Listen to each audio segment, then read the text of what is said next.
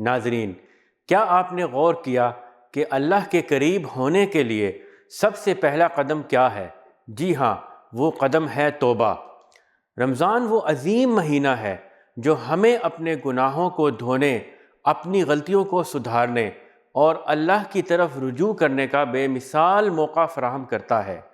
یہ مہینہ ہمیں یاد دلاتا ہے کہ اللہ کی رحمت ہر چیز پر غالب ہے، اس کا دروازہ ہر وقت کھلا ہے۔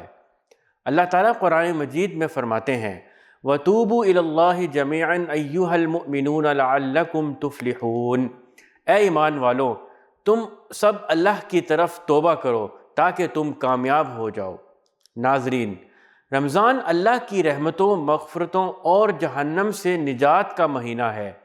یہ وہ وقت ہے جب شیطان قید کر دیا جاتا ہے، گناہوں کے دروازے بند کر دیے جاتے ہیں اور توبہ کرنے والوں کے لیے رحمت کے دروازے کھول دیے جاتے ہیں۔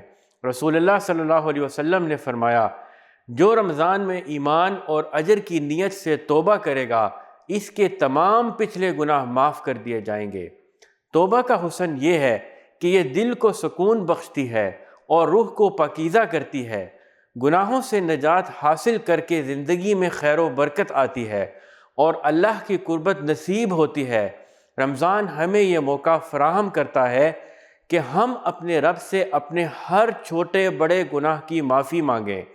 یہ وقت ہے اپنی روح کو گناہوں کے بوجھ سے آزاد کرنے کا۔